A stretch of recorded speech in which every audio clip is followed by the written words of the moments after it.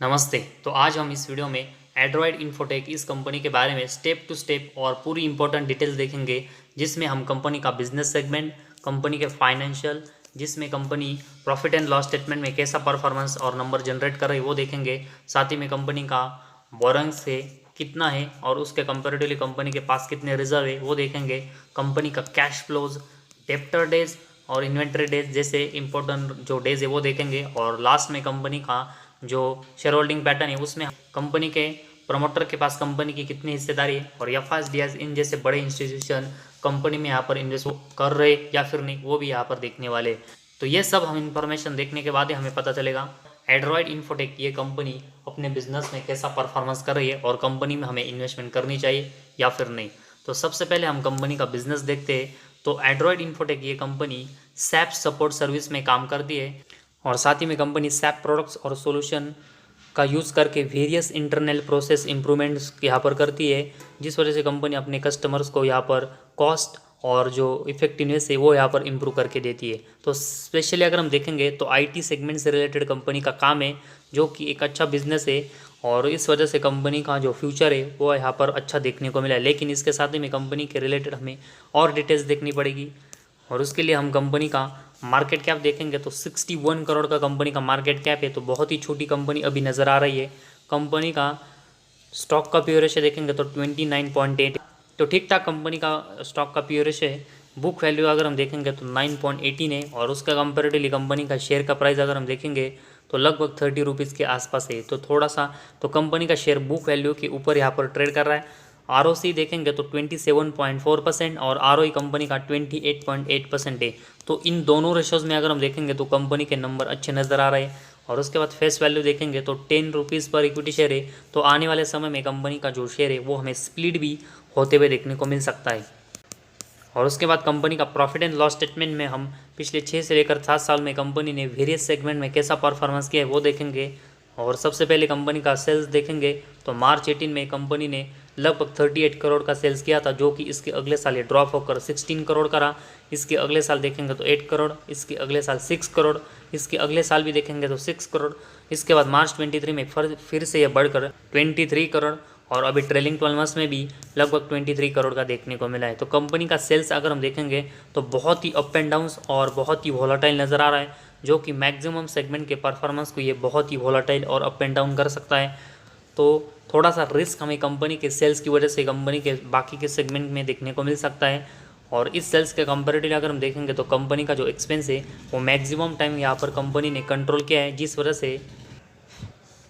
वजह से operating profit में कंपनी के जो नंबर्स है वो हमें मैक्सिमम टाइम पॉजिटिव में देखने को मिले। लेकिन अगर हम इसके नंबर्स देखेंगे तो ये भी हमें बहुत ही वॉलेटाइल और बहुत ही अप एंड डाउन यहाँ पर करते हुए देखने को मिल सकते हैं, जिसमें पहले 1-2 साल देखेंगे तो 1 करोड़ के नीचे कंपनी का ऑपरेटिंग प्रॉफिट था, जो कि 1 करोड़ के ऊपर इसके अगले 2 साल में गया।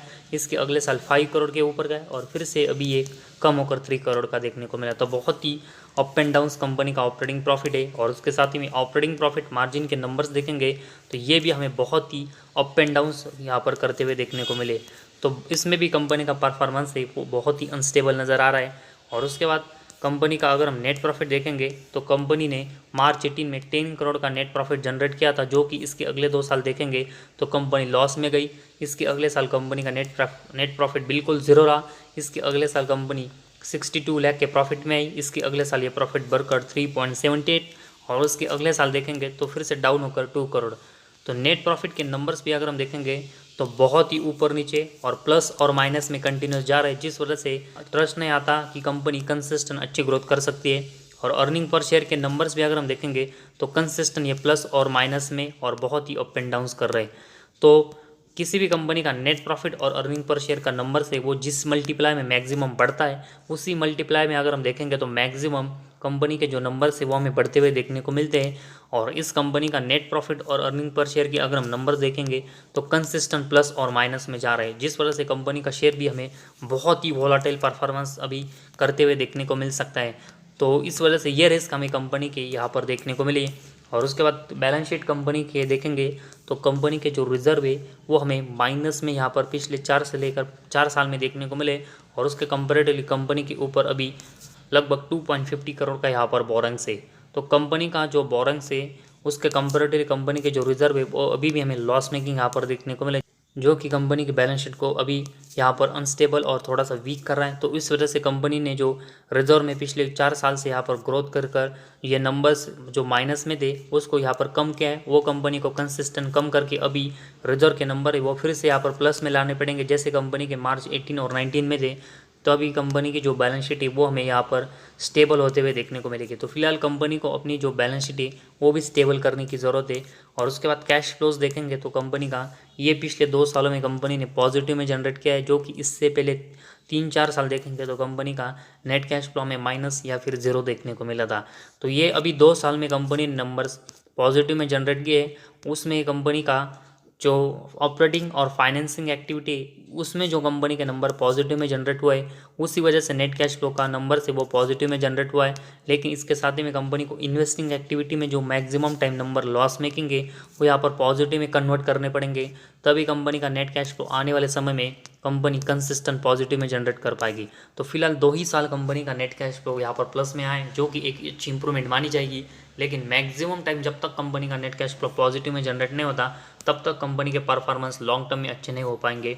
और उसके बाद डेप्टर डेज अगर हम देखेंगे तो मैक्सिमम टाइम 150 डेज के आसपास ही अभी डेप्टर डेज नज़र आ रहे हैं। तो बहुत ही हाई कंपनी के अभी भी डेप्टर डेज है, तो उसमें भी कंपनी को अच्छी इंप्रूवमेंट करके ये डेप्टर डेज है बहुत ही कम करने पड़ेंगे, ताकि कंपनी को डेप्टर से पेमेंट लेने में कम समय लगे और कंपनी के पास जल्दी कैश आए।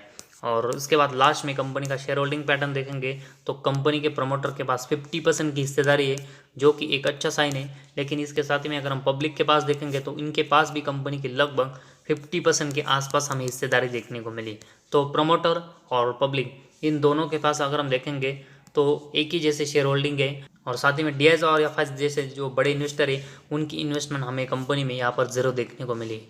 तो इस कंपनी में एफआईएस और डीएस जैसे बड़े इन्वेस्टर हमें इसीलिए अट्रैक्टेड और यहाँ पर इन्वॉल्व देखने को नहीं मिले क्योंकि कंपनी का जो सेल्स है वो बहुत ही कम है, और उसमें भी कंपनी के नंबर्स अगर हम देखेंगे तो बहुत ही अप एंड डाउन्स कर रहे हैं। तो ऐसे में कंपनी के रिलेटेड स्टेबिलिटी नहीं आती कि कंपनी आने वाले समय में अच्छा परफॉर्मेंस कर पाएगी। और इसी को ध्यान में रखकर मैक्सिमम टाइम अगर हम देखेंगे तो कंपनी में एफआईएस और डीएस की इन्वेस्टमेंट है वो यहाँ पर ज़ीरो देखने को मिली। और साथ ही में कंपनी का profit and loss statement, net profit, cash flow और कंपनी की जो बैलेंस शीट है उसमें भी नंबर्स देखेंगे तो मैक्सिमम टाइम अभी भी लॉस मेकिंग और निगेटिव में है। और इसी वजह से इनमें भी हमें ज़्यादातर कंपनी के रिलेटेड अच्छी स्टेबिलिटी नज़र नहीं आ रही कि कंपनी अच्छा परफॉर्मेंस है वो आने वाले समय में कर पाएगी।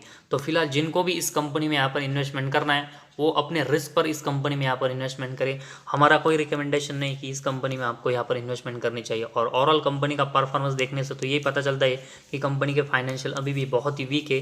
ज़रूर कंपनी IT सेगमेंट में काम करती है जो कि एक अच्छा बिजनेस माना जाता है, लेकिन इस बिज़नेस में कंपनी के जो फाइनेंशियल है वो अभी इतने मजबूत नहीं है कि जिस वजह से हम कंपनी में यहाँ पर अच्छी इन्वेस्टमेंट करें। तो फिलहाल कंपनी में हमें बिल्कुल इन्वेस्टमेंट करने से अवॉइड करना चाहिए जब तक कंपनी अपने सेल्स में अच्छे नंबर से यहाँ पर डिलीवर नहीं करती और कंपनी अपने बिजनेस में अच्छी स्टेबिलिटी नहीं लाती।